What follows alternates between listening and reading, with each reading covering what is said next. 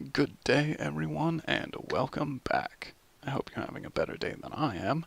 I just deleted a beautiful script for half of this video. I wrote out a short version of my take on Black history from all the way back to the origins of the Black Coast slave trade, and fucking lost it all. Always save your work, kids, before you have to learn the lesson the hard way. Well, as you may have guessed, today's video is going to be Buzzfeed's questions Black people have for white people. Now, the only response that I will be half-assing is the one that I wrote out a solid 2-minute monologue for. God, I'm so pissed about that. Deep breaths, AJ. Deep breaths.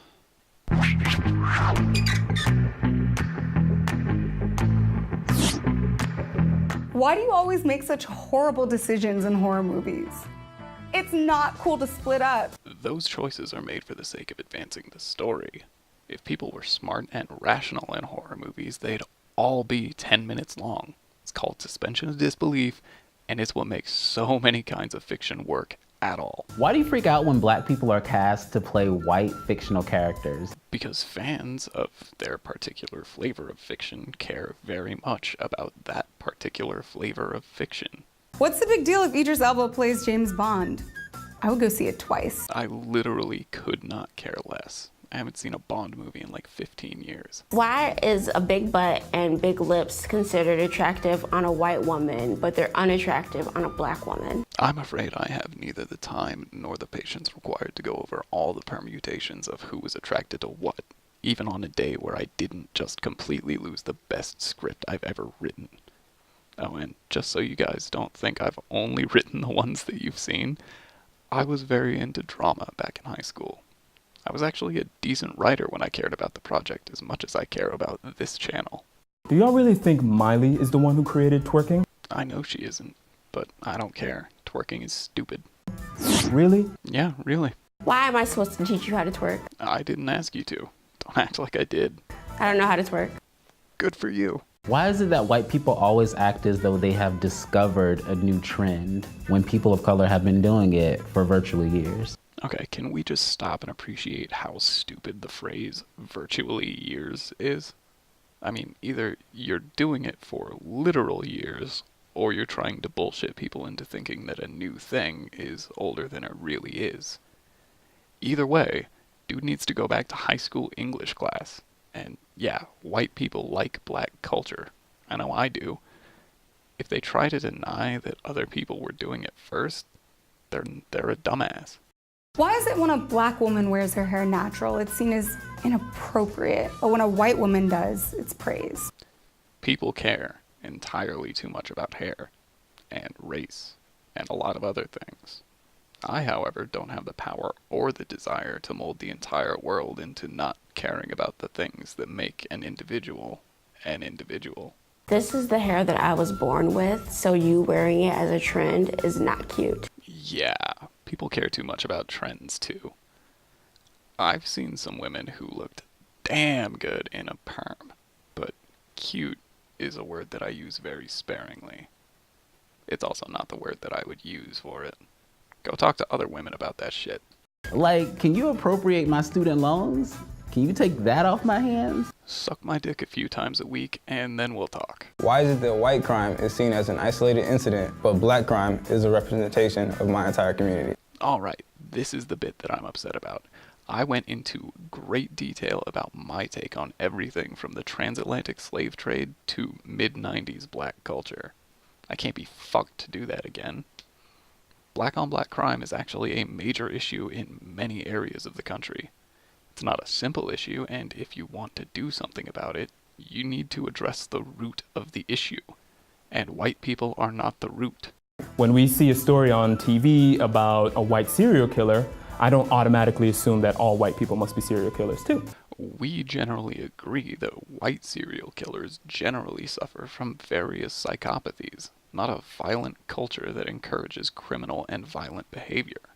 When a white serial killer makes the national news, it is because they did something that was, wait for it, newsworthy. A Black man committing murder or other crime is nothing out of the ordinary, sadly. Why does talking about race make you feel so uncomfortable? It doesn't. Ergo, I'm comfortable making this video and discussing issues related to race with my friend, who happens to be black, and therefore has an understanding of them that I want to share. Is it because you think that you'll be perceived as racist if you talk about race? Damned if I do, damned if I don't. There's a reason I don't care what race baiters like Buzzfeed think. You don't really believe that racism is over because we have a black president, do you? Certainly not. You don't seriously think that the very premise of this video isn't racist, do you? Why is it so easy for you to notice when there are no white people around, but you hardly ever notice when there are no black people around? My case is a little unique. I'm from an area where there are literally half a dozen black families. We also don't care that they're black. They're members of the community and don't try to draw attention to their skin color at every opportunity.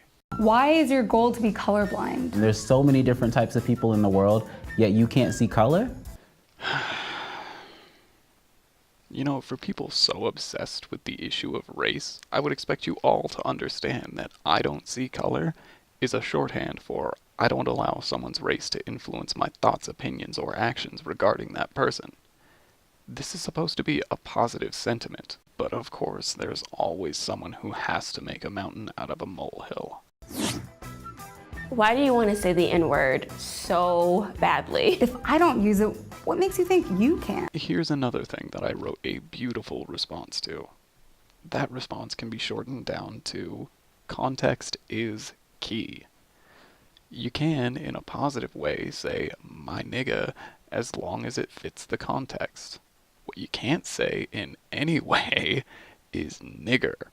Watch, someone is gonna flip their shit over me saying it, even though it is literally in a sentence explaining that you can't say it without racist connotation.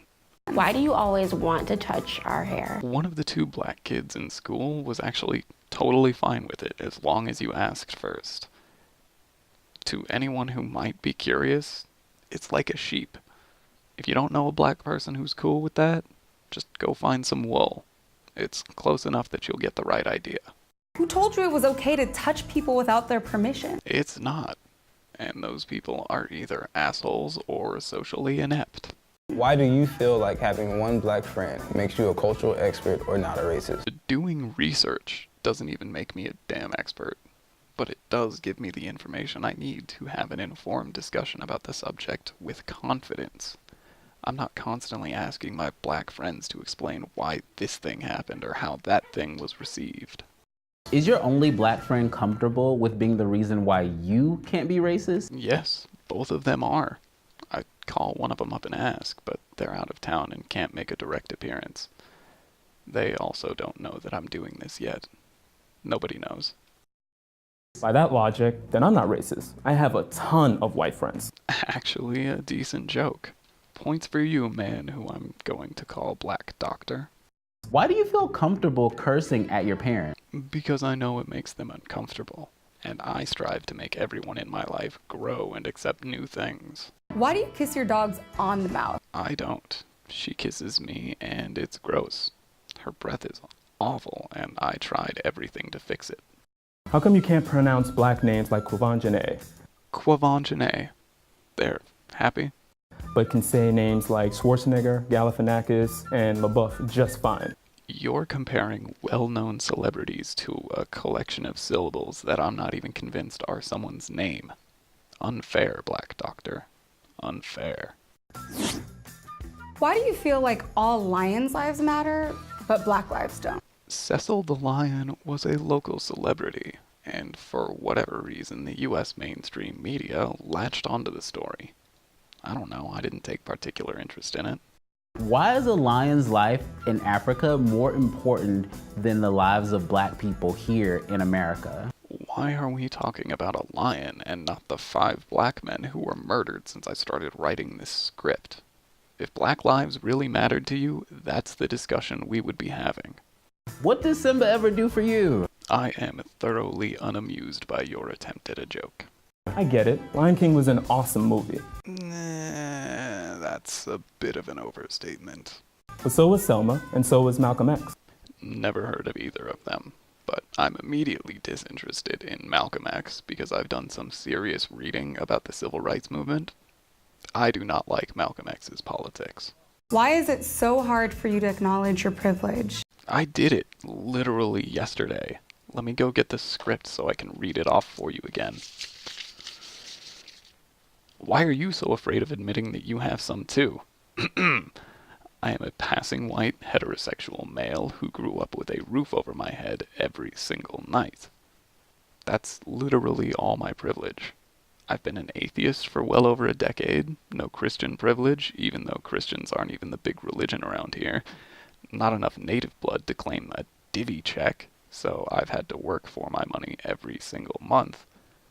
Actually work, not say some bullshit to a camera and call it a day. And you know what?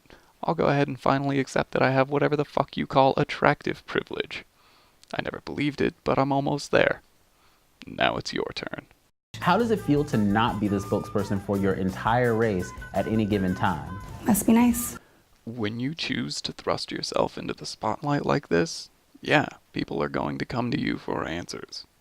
I don't know why celebrities and internet celebrities are generally less informed on most things.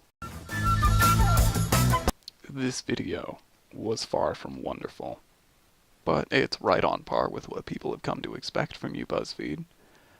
I would say you're doing something right, but I'm actually an honest man. Well, thanks everyone for joining me today. I certainly hope you enjoyed today's video.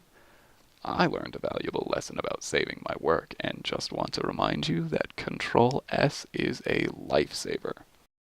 I also would like to take this opportunity to shamelessly plug my Twitter, Reddit, and Patreon. Shoot me a tweet, send me a post on the subreddit, or consider donating because every little bit helps and I would absolutely love for this to be my job. I sincerely hope you have a good one and hope you'll join me for my next video.